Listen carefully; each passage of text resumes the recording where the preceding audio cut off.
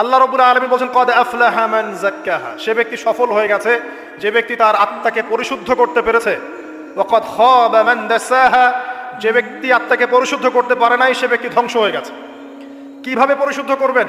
তিনটা হাদিস আপনাকে আগে শোনাই। এক, আল্লাহ রাব্বুল আলামিনের হাবিব মুহাম্মদ সাল্লাল্লাহু আলাইহি ওয়াসাল্লাম দরুদ পড়েন, বলেন সাল্লাল্লাহু আলাইহি ওয়াসাল্লাম। তিনি বলছেন যে আল্লাহর এমন কিছু বান্দা আছে যারা জান্নাতে প্রবেশ করবে যাদের অন্তরটা হবে পাখির মতো নরম। কার মতো? পাখির মতো। একটা হাদিস শুনলেন। দুই নম্বর হাদিস, আল্লাহ রাসূল সাল্লাল্লাহু আলাইহি ওয়াসাল্লাম বলছেন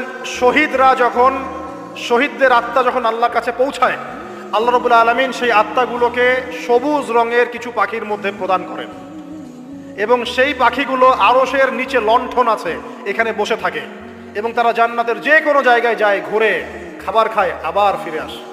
আল্লাহ পাক তাদেরকে বলেন যে তোমরা কি চাও, তোমরা কি চাও?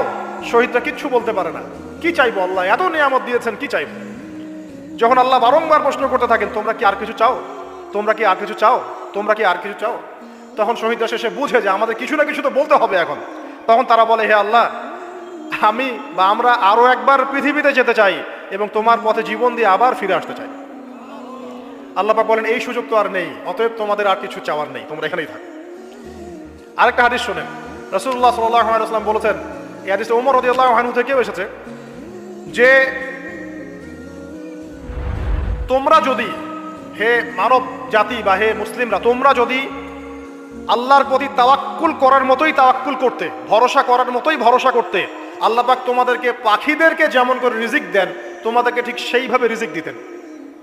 তোমরা কি লক্ষ্য করো না যে পাখিরা খালি পেটে বের হয়ে যায় বাসা থেকে সকালবেলা এবং সন্ধ্যাবেলা ভরা পেটে বাসায় ঢোকে?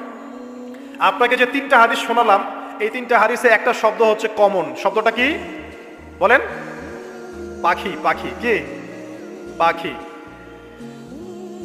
আল্লাহ রাব্বুল আলামিন পাখিদের কাছ থেকে আমাদেরকে শিখতে বলছেন এবং বলছেন যে পাখিদের মনটা হয় খুব নরম, খুব সফট এবং তারা আল্লাহর প্রতি তাওয়াক্কুল করে পূর্ণ মাত্রায়। তারা সকালবেলা ভোরবেলা বের হয়ে যায় এবং সন্ধ্যাবেলা বাসায় ফেরে, খালি পেটে বের হয়, ভরা পেটে বাসায় ফেরে। এবং আল্লাহ পাক সবচেয়ে সম্মানিত মৌত যেটা শহীদের মৌত, সেই শহীদদের আত্মাকে আল্লাহ পাক পাখির রূপ দিবেন। তাহলে পাখিটার বিষয়ে একটা ফোকাস করার দরকার আছে না? আচ্ছা, এখানে আসেন। পাখির মন হচ্ছে নরম, মানে পাখির মনটা তাসকিয়া, আত্মশুদ্ধিতে পরিপূর্ণ। কদ আফলাহা মান যাক্কাহা, সে ব্যক্তি সফল হলো যার হৃদয়টা পবিত্র, নিষ্পাপ, নিষ্কলুষিত হলো, সে ব্যক্তি সফল হবে। একটা কাজ এখানে খেয়াল করেন, পাখিরা সকালবেলা ভোরবেলা বের হয় আর সন্ধ্যাবেলা বাসায় ফেরে। এখনকার মুসলিমদেরকে দেখবেন দুপুরবেলা ওঠে, রাত 3টায় ঘুমায়। কথা কি বুঝেন নাই? পাখির একদম ভোরবেলা উঠে যখন ফজরের আজান দিচ্ছে ঠিক তার আগ মুহূর্তে পাখির কিচিরমিচির শুনছেন, তার মানে নামাজের ওয়াক্ত প্রায় চলে যাচ্ছে, তার মানে তার আল্লাহ পাকের হুকুমের সাথেই জেগে ওঠে, সূর্য ডুবে তারা ডুবে যায়। ঠিক এরকম সুন্নত ছিল নবী সাল্লাল্লাহু আলাইহি ওয়াসাল্লামের এবং সাহাবায়ে কেরামের। আজকে 1400 বছর পর মুসলিম জাতি এই সুন্নাহ ভুলে গেছে। এখন আমাদের সুন্নত দেখবেন, যদি কোনো রকম উঠেও ফেলি ফজরে, আবার 12টা পর্যন্ত ঘুম, আরো বেশি। আর এই যুব সমাজ যারা আছো তোমরা, কেউই 3টা-4টার আগে ঘুমায় বলে আমার মনে হয়। অলওয়েজ অনলাইনে পড়ে আছে, টিকটক নিয়ে, ফেসবুক নিয়ে, গার্লফ্রেন্ডের সাথে চ্যাটিং। পাখির মতো হতে পারলে পরে মনটা তো নরম হবে, তারপরে না তাসকিয়া অর্জন হবে। পাখির রুটিনটা কি? ভোরবেলা বের হয় আর সন্ধ্যাবেলা বাসায় ঢোকে। অতএব আমরা যদি রাসূলুল্লাহ সাল্লাল্লাহু আলাইহি ওয়াসাল্লামের সুন্নাহ মতো ওই ভোরবেলা উঠতে পারি আর আর্লি নাইট ঘুমিয়ে যেতে পারি এবং সারাদিন যদি রাসূলের সুন্নাহগুলোর উপর আমল করতে পারি, তাসকিয়া অর্জন হবে ইনশাআল্লাহ। কথা বুঝতে পারছেন? 2, পাখির মতো নরম মন লাগবে। এখনকার আমরা যারা বেঁচে আছি আমাদের মনগুলো কঠিন। কেমন কঠিন? পাথরের মতো কঠিন। আমরা যখন দেখি একটা মাইয়েতকে নিয়ে যাওয়া হচ্ছে জানাজায়, আমাদের কোনো ফিলিংস কাজ করে না। জানাজা যাচ্ছে, জানাজায় দাঁড়িয়ে মোবাইলটা টিপাটিপি করছে, জানাজার সাথে চলছে, কোনো ফিকির নাই যে এই জানাজা আমার হবে কালকে, ওই মোবাইল টিপাটিপি করছে। আমি এমনও দেখেছি, দাফন করা হলো মাইয়েতকে, দাফন করার পরে চারপাশে মানুষজন জড়ো হয়ে গল্প করছে, ভাই আপনার ওই জমিটার কি খবর, আপনার ওইটার কি খবর, বিজনেস কেমন চলছে, চাকরি কি অবস্থা। এই যে মাইয়াতকে পাশে দাফন করলো, কোনো ফিলিংস নাই, কোনো ফিলিংস নাই। আমি আত্মশুদ্ধির কথা বলছি। আত্মশুদ্ধির জন্য আপনার মনটাকে পাখির মতো সফট নরম করতে হবে। যখন আপনি সফট নরম করবেন এবং আত্মশুদ্ধি অর্জন করবেন, তখন 2 ডানা মেলে আপনি আকাশে উঠতে পারবেন ইনশাআল্লাহ। আত্মশুদ্ধি অর্জন না করতে পারলে ডানা কেটে পড়ে যাবে, তখন আর আকাশে উঠতে পারবেন না। কোন আকাশে? ওই যে শহীদের রূহ যে আকাশে চলে গেছে, ওই আকাশ। অতএব মন কেন কঠিন হলো প্রিয় ভাই? এক নাম্বার কারণ, আমরা শিরকের পাপে লিপ্ত আছি। এক নাম্বার, শিরকের পাপে লিপ্ত থাকা অবস্থায় মুসলিমদের মনটা কঠিন হয়ে গেছে। আপনি কি মনে করছেন আমরা শিরক করি না? মুসলিমরাও কবর পূজা করে, দেখবেন মুসলিমরাও দেখবেন অনেক ক্ষেত্রে মাজার পূজা করছে।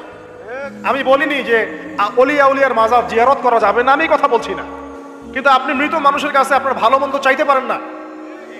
কথা বুঝতে পারেন না? আমরা অবশ্যই অলিয়া উলিয়াদের কবর জিয়ারত করব, এটা আপনাকে মৃত্যুর কথা স্মরণ করাবে। তাদের একটা রব আছে যেটাকে আমরা প্রভাব বলি, এটা আপনার মধ্যে আসবে। আমরা অবশ্যই জিয়ারত করব, জিয়ারত করতে বলেছেন নবী সাল্লাল্লাহু আলাইহি ওয়াসাল্লাম, কারণ এটা আপনাকে পরকালের কথা কি করবে? স্মরণ করাবে। ওমরা করতে যান, আল্লাহ পাক সবাইকে তৌফিক দান করুন ওমরা হজ করার এবং বড় হজ করার, আমি দোয়া করি। ওখানে সবচেয়ে সেরা যে দৃশ্যগুলো দেখা যায় তার মধ্যে একটা রাসূলুল্লাহ সাল্লাল্লাহু আলাইহি ওয়াসাল্লামের রওজা। ওখানে গেলে চোখের পানি ঝরে না এমন কোনো মুসলিম নাই, আছে? নাই। আরেকটা সবচেয়ে মন নরম করা একটা দৃশ্য হচ্ছে জান্নাতুল বাকি, যেটা আমরা বাকিউল গারকাত বলি, যেখানে আপনি দেখবেন সাহাবায়ে কেরাম রাদিয়াল্লাহু আনহুমের কবর, যতদূর চোখ যায় তাদের কবর, কবরের কোনো মাজার নাই, সেখানে কোনো তাওয়াফ হচ্ছে না কবরকে কেন্দ্র করে, সেখানে কবরে কেউ ফুল চড়াচ্ছে না, একটা ছোট্ট পাথর দেখা যায়, খেলার কিছু না। পৃথিবীর সবচেয়ে শ্রেষ্ঠ মানুষগুলো সেখানে শুয়ে আছেন। ওখানে গিয়ে দাঁড়াবেন, দেখবেন নিজেকে তুচ্ছ বলে মনে হবে, আমি এই পৃথিবীতে আর কি করছি? সেরা মানুষগুলি মাটির নিচে, আমি এখানে কি করছি? তো দেখুন প্রিয় ভাইরা, অবশ্যই অলি আউলিয়াদের কবর জিয়ারত করবে, কিন্তু মৃত ব্যক্তি আপনার কল্যাণ করতে পারবে? অকল্যাণ করতে পারবে? হ্যাঁ, তারা আল্লাহর কাছে সুপারিশ করতে পারবে আল্লাহ পাক যখন তাদেরকে অনুমতি দিবেন। তারপর আল্লাহ পাক যখন অনুমতি দিবেন তখন নবী সাল্লাল্লাহু আলাইহি ওয়াসাল্লাম সুপারিশ করবেন, অলিয়া উলিয়াগণ করবেন, আলেম ওলামা করবেন, শহীদগণ করবেন, হাফেজে কোরআন করবে, অনেকেই করবে ইনশাআল্লাহ। আল্লাহ পাক সূরা শামসের মধ্যে বলছেন কদ আফলাহা, সে ব্যক্তি সফল হয়ে গেল। সে ব্যক্তি সফল হয়ে গেল মানে সে জান্নাতে চলে যাবে ইনশাআল্লাহ। কে? মান যাক্কাহা, যে ব্যক্তি তার নফসটাকে, তার এই যে কলব, এটাকে পরিশুদ্ধ করতে পেরেছে, সে ব্যক্তি সফল হয়ে গেল। ওয়াকাদ খাবা মান দাসাহা, আর যে ব্যক্তি তার নফসটাকে পরিশুদ্ধ করতে পারলো না, সে ব্যক্তি ধ্বংস হয়ে গেল। নফস কিভাবে পরিশুদ্ধ হবে এটা আমাদের আজকের আলোচনার টপিক। তার আগে আমরা বলি 5 ওয়াক্ত নামাজ ছাড়া নফস কখনো পরিশুদ্ধ হবে না। আজকে আমরা অনেক যদি আলোচনা করি, বাসায় কিছু নিয়ে যেতে না পারি, তাহলে আলোচনার কোনো লাভ নাই, কোনো ফায়দা নাই। মানুষকে দেখানো, তাকবীর দেয়া, এই যে আমাকে প্রোটোকল দিয়ে নিয়ে আসলেন, ঠিক আছে, ভালোবাসার জায়গায়, কিন্তু দিন শেষে যদি আমরা আল্লাহর সামনে আত্মসমর্পণ করতে ব্যর্থ হই, তাহলে এই মাহফিলগুলোর বরকত নষ্ট হয়ে যাবে। আমরা কি চাই যে মাহফিলের বরকত নষ্ট হয়ে যায়? আসরের জামাত আমরা আদায় করেছি, এই জামাত আমাদেরকে শৃঙ্খলা শিখিয়েছে, শিখায় নাই? একজন ইমাম লিড দিলেন নামাজে, আপনারা তাকে ফলো করলেন, তাই নয় কি? এটাই তো হচ্ছে মুসলিম উম্মার বৈশিষ্ট্য। মুসলিম উম্মাহ হবে শৃঙ্খলাবদ্ধ জাতি, যাদের প্রতিটা কাজ হবে সুশৃঙ্খল। আর আমাদের কাজগুলো কি এখন সুশৃঙ্খল? আমরা কিন্তু উশৃঙ্খল জীবনযাপন করি। দেখবেন ওই যে একটা হাদিস আছে শেষ জামানায়, যে নারী পুরুষের পোশাক পরবে, পুরুষ নারীর পোশাক পরবে। এই যে উশৃঙ্খলতা দেখেন না এখন শেষ জামানায়, আপনি দেখবেন এমন এক শ্রেণীর মেয়ে বের হয়েছে বাজারে, রাস্তাঘাটে, সমাজে, যারা কাপড় পরবে কিন্তু কাপড় পরেও নগ্ন থাকবে। এ কোনো হাদিস আমি বানিয়ে বলছি না, সবগুলো হাদিস সহিহ। এখন দলিল দিতে গেলে অনেক সময় চলে যাবে। তো উশৃঙ্খলতার যুগ, কাপড় পরে থাকাটা তাকওয়ার পোশাক, শালীনতা। আর এখনকার যুগটা চলছে কাপড় খোলার যুগ। কথা ঠিক না ঠিক বলেন? এখন মানুষ কাপড় খুলতে পারলে বেশি কমফোর্ট ফিল করে। আর আপনারা জানেন না, এই মহাবিশ্বে আমাদের পিতা এবং মাতা আদম এবং হাওয়া আলাইহিমুস সালাম, তাদেরকে সর্বপ্রথম কে নগ্ন করে দিয়েছিল জানেন? ফালাম্মা যাকাশ শাজারা, যখন আমাদের পিতা মাতা ওই গাছের কাছে চলে গেলেন, কোন গাছ? যেটা আল্লাহ পাক বলেছিলেন ফালা তাকরাবা হাযিহি শাজারা, ওই গাছের কাছে যখন তারা চলে গেলেন, তার ফল খেয়ে ফেললেন, বাদাত লাহুমা সাওআতিহিমা, তাদের এই যে পোশাকটা, এই পোশাকটা খুলে পড়ে গিয়েছিল এবং লজ্জাস্থান উন্মুক্ত হয়ে গিয়েছে। তো সর্বপ্রথম আমাদের পিতা মাতাকে নগ্ন করে দিয়েছিল কে? ইবলিস।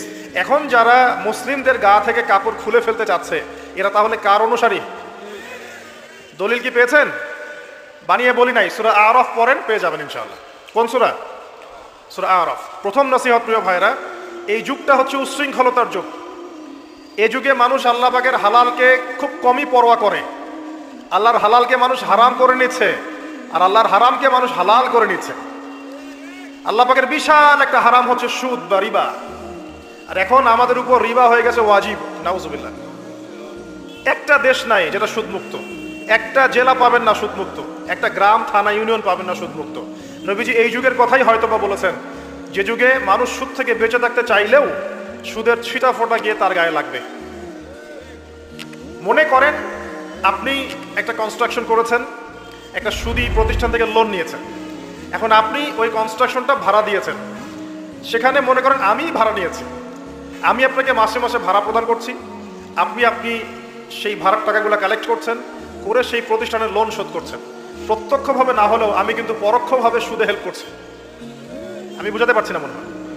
এর বাইরে 1% মানুষও এখন পৃথিবীতে নাই যে ব্যক্তি রিবা থেকে বাইরে, ইচ্ছাকৃত হোক অনিচ্ছাকৃত হোক। আর এই প্রসঙ্গ আসলে আমি 2-4টা কথা না বলে থাকতে পারি না। সেটা হলো নবী সাল্লাল্লাহু আলাইহি ওয়াসাল্লাম বলেছেন, রিবার 73টা শাখা আছে পাপের, তার মধ্যে সবচেয়ে নিচু শাখা হচ্ছে নিজের মাকে বিয়ে করা। সহিহ বুখারীর একটা বর্ণনা এসেছে, যে ব্যক্তি 1 দিরহাম সুদ খায়, দিরহাম কি? রৌপ্য মুদ্রা। কোথায় আছে? জাদুঘরে। কোথায় আছে? মার্কেটে আছে। রৌপ্য মুদ্রা দেখেছেন জীবনেও? স্বর্ণ মুদ্রা দেখেছেন? কোরআনে আছে, হাদিসে আছে, মার্কেটে নাই।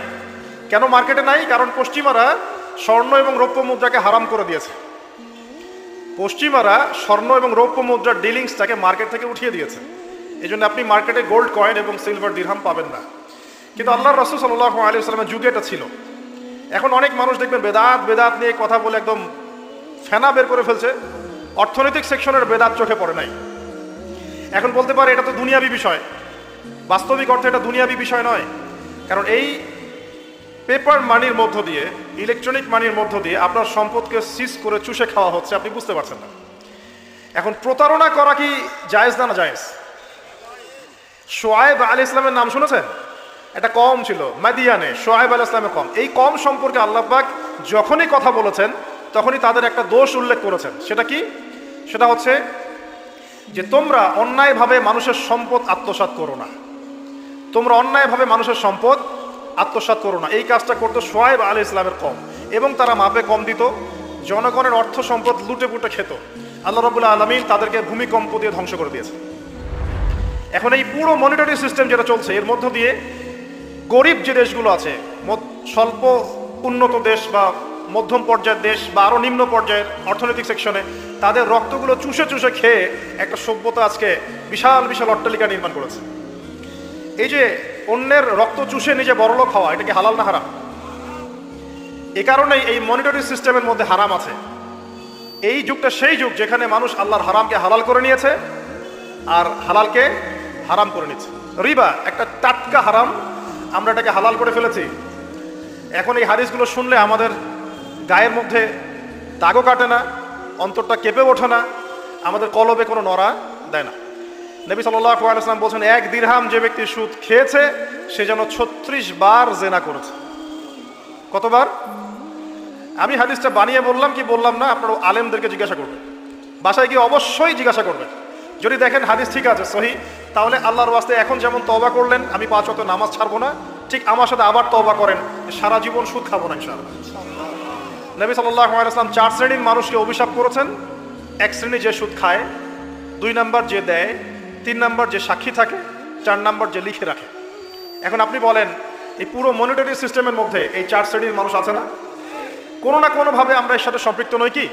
সম্পৃক্ত। অতএব আল্লাহর এই বাণীকে যদি ভয় করেন, কোন বাণী? আল্লাহ পাক বলছেন, ইয়া আইয়ুহাল্লাযীনা আমানু, হে মুমিনগণ, ইত্তাকুল্লাহ, তোমরা আল্লাহকে ভয় করো, ওয়া যারু মা বাকিয়া মিনার রিবা ইন কুনতুম মুমিনিন, তোমরা সুদের অবশিষ্ট অংশগুলো ছেড়ে দাও যদি প্রকৃতপক্ষে তোমরা মুমিন হয়ে থাকো। ওয়া ইল্লাম তাফআলু, তোমরা যদি সুদ না ছাড়ো, আল্লাহর হুঁশিয়ারি শোনেন, যদি তোমরা সুদ না ছাড়ো, ফাযানু বিহারবিন মিনাল্লাহি ওয়া রাসূলিহি, তাহলে আল্লাহ এবং তার রাসূলের সাথে যুদ্ধের ঘোষণা শুনে রাখো। আল্লাহ এবং তার রাসূলের বিপক্ষে যুদ্ধ করে কেউ জান্নাতে যাবে? কেউ কবরের আযাব থেকে বাঁচতে পারবে? কেউ হাউজে কাউসারের পানি পাবে? আল্লাহ এবং তার রাসূলের সাথে যুদ্ধ করে কেউ টিকতে পারবে? আপনার কি তাই মনে হয়? যদি মনে হয় তাহলে দিব্যি সুদ খান, কোনো সমস্যা নেই। আর যদি মনে হয় যে আল্লাহ এবং তার রাসূলের সাথে যুদ্ধ করে আমি পার পাবো না, আল্লাহ এবং তার রাসূলের বিরুদ্ধাচরণ করে আমার কবর টিকবে না, কারণ আমি একটা কথা বারবার বলি আপনাদেরকে যে আল্লাহ ছাড়া আমাদের আপন বলতে কেউ আছে? একা এসেছেন পৃথিবীতে, একাই যেতে হবে। আপনার খ্যাতি, আপনার অর্থনৈতিক খ্যাতি, অর্থের প্রতিপত্তি, আপনার ক্ষমতার দাপট, আপনার ধর্মীয় দাপট, কোনো কিছুই, ফ্যান ফলোয়ার্স, কেউ আপনার সাথে কবরে যাবে না। মনে করেন আমি আসছি, আপনারা সবাই স্লোগান দিচ্ছেন, কথার কথা, আপনারা আমাকে ভালোবাসেন, বা একজন পলিটিশিয়ান আসছে, আপনারা সবাই স্লোগান দিচ্ছেন, ভালোবাসেন তাকে। দিন শেষে ওই পলিটিশিয়ান একাই কবরে যাবে, দিন শেষে আপনিও একাই কবরে যাবেন, আমিও একাই কবরে যাব। আলটিমেটলি কি হলো, দুনিয়া এবং আখেরাতে আল্লাহ ছাড়া প্রকৃত বন্ধু আমাদের কেউ নাই, প্রকৃত মাওলা কেউ নাই। সেই আল্লাহ এবং তার রাসূলের বিরুদ্ধাচরণ করে কেউ তার সাথে যুদ্ধ করে কবরে পার পাবে, এমনটা ভাবা বোকামি নয় কি? আল্লাহ পাক আমাদেরকে বোঝার তৌফিক দান করুন। এটা সেই যুগ যে যুগে মানুষ আল্লাহর হারামগুলোকে হালাল করে নিচ্ছে। মাদক দ্রব্য হালাল না হারাম? এখন দেখবেন মেজরিটি সংখ্যক মানুষ মাদক দ্রব্যের সাথে সংশ্লিষ্ট হয়ে গেছে। স্পেশালি বর্ডার এলাকা যেগুলো আছে বাংলাদেশের, সেই বর্ডার এলাকাগুলোতে দিব্যি রমরমা ব্যবসা চলছে, মাদকের দিব্যি ব্যবসা চলছে। এবং যারা মাদক খাচ্ছে এরা মুসলিম, তারা হয়তো এই হাদিস জানে না, আল্লাহ পাক ওদের কানের মধ্যে আমার এই হাদিস যেন পৌঁছে দেন, আমিন। নবী সাল্লাল্লাহু আলাইহি ওয়াসাল্লাম বলেছেন, আমি মেরাজের রাতে যখন গিয়েছি তখন এক শ্রেণীর মানুষকে দেখেছি, ওদেরকে শাস্তি দেওয়া হচ্ছে। কি শাস্তি? জাহান্নামীদের রক্ত এবং পুজ ওদেরকে খেতে দেওয়া হচ্ছে। জিবরাইল আলাইহিস সালামকে জিজ্ঞাসা করা হলো যে এরা কারা? তিনি বললেন, এরা আপনার উম্মতের সেই সব ব্যক্তি যারা মাদক দ্রব্য সেবন করত। আল্লাহ রাব্বুল আলামিন তার হাবিবের মাধ্যমে জানিয়েছেন, যখন কোনো মুসলিম মাদক সেবন করে বা কোনো ব্যক্তি মাদক সেবন করে, তখন 40 দিন তার নামাজ কবুল হয় না। এরপর যদি সে তওবা করে তাহলে আল্লাহ পাক তার তওবা কবুল করবেন ইনশাআল্লাহ। যদি সে আবারও মাদক খায় তওবা করার পর, আবার 40 দিন তার নামাজ কবুল হবে না। যদি সে আবার তওবা করে, আল্লাহ পাক আবার তাকে মাফ করে দিবেন। যদি সে আবারও মাদক খায়, আবার 40 দিন তার নামাজ কবুল হবে না। তারপর যদি আবার তওবা করে, আবার আল্লাহ তাকে মাফ করে দিবেন। এরপরেও যদি সে আবার মাদক দ্রব্য সেবন করে, নবী সাল্লাল্লাহু আলাইহি ওয়াসাল্লাম বলছেন, তাকে আল্লাহ রাব্বুল আলামিন পরকালে মৃত্যুর পরে তিনাতুল খাবাল পান করাবেন। তিনাতুল খাবাল। জিজ্ঞাসা করা হল, ইয়া রাসূলুল্লাহ, তিনাতুল খাবাল কি জিনিস? নবী সাল্লাল্লাহু আলাইহি ওয়াসাল্লাম উত্তর দিচ্ছেন, এটা হচ্ছে জাহান্নামীদের রক্ত, মাংস, এগুলো পুড়ে পচে যে রসটা বের হবে, এটা হচ্ছে তিনাতুল খাবাল। এই যে দুনিয়াতে যারা ওয়াইন খাচ্ছে, শ্যাম্পেইন, ওয়াইন, বিয়ার, তারপরে যে কি ভোদকা, হ্যাঁ, গাঁজা, হেরোইন, ফেন্সিডিল, ইয়াবা, একটা বিষয় শোনেন, কি কারণে আপনি সেখানে যাচ্ছেন? হতাশা, অথবা সঙ্গদোষ, অথবা পারিবারিক চাপ, অথবা যে গার্লফ্রেন্ড ছেড়ে চলে গেছে, এই তো বিষয়গুলো। কি কারণে মানুষ মাদকের কাছে যায়, কেন যায়, কারণটা কি? আমরা যখন ফিলোসফি পড়তাম তখন একটা তত্ত্ব পড়ানো হয়েছে আমাদেরকে। তত্ত্বটার নাম হচ্ছে কার্যকারণ তত্ত্ব। মানে প্রত্যেকটা কাজের পিছনে একটা কারণ থাকে, ঠিক আছে? এই যে মুসলিমরা নামাজ পড়ে কেন? আল্লাহর জন্য। মুসলিমরা যাকাত দিবে কেন? আল্লাহকে সন্তুষ্ট করার জন্য। মুসলিমরা প্রতিটা কাজ কেন করে? পরকালের স্বার্থে। পরকালের স্বার্থ নাই, আমি নাই। যে কাজে পরকালের স্বার্থ নাই, সে কাজে মুসলিমরা নাই। তাই প্রতিটা কাজের পিছনে একটা কারণ থাকে। দেখবেন, কেন সে সুদ খাচ্ছে? তার পরিবারের স্বার্থে। কেন সে ঘুষ নিল? তার ছেলে মেয়ের উন্নয়নের জন্য। কেন সে দুর্নীতি করছে? বিকজ সম্পত্তি অর্জন করে সে তার ভবিষ্যৎ প্রজন্মকে সিকিউর করতে চায়। কেন সে মাদক খেলো? ওই যে গার্লফ্রেন্ড ছেড়ে চলে গেছে তাই। কেন মাদক খেলো? ওই যে এক বন্ধু মাদক খায়, সে ডাকছে, আয়